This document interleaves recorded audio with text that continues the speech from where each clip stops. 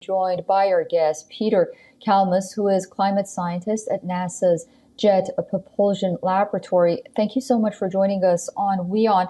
The question many are asking internationally, at least, is how serious is Milton on the one hand, and on the other hand, can you explain why officials are calling for mass evacuations? And how is that going? Does everyone have a place to evacuate to?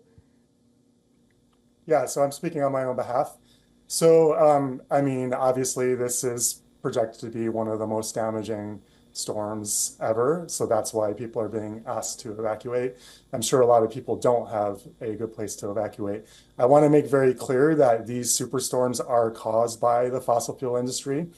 They should probably be named after the fossil fuel industry at this point. They shouldn't be called Hurricane Milton. It should be called Hurricane Exxon or Hurricane Chevron, or maybe named after the CEOs of those corporations who have been lying, spreading disinformation in a very systematic way for decades to block action on climate change. So maybe Hurricane Darren Woods or Hurricane Michael Worth.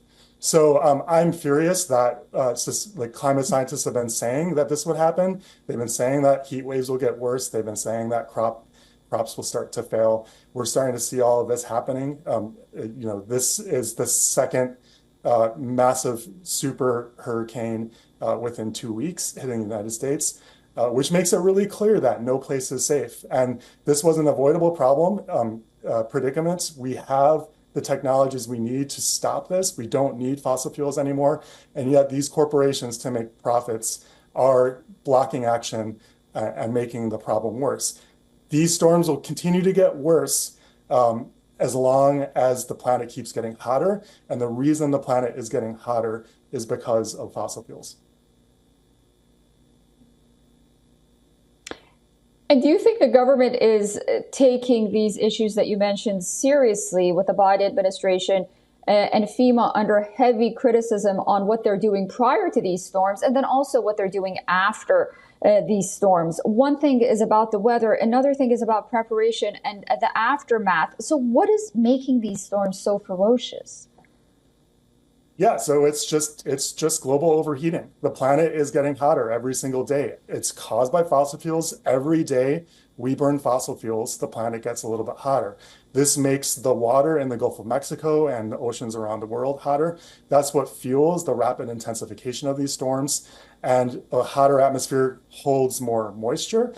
This is all well-known physics, and that causes these super hurricanes to also dump more water when they move inland. So it's a combination of the more intense storms with the higher wind speeds, the atmosphere holding more water, causing more flooding due to heavy rainfall.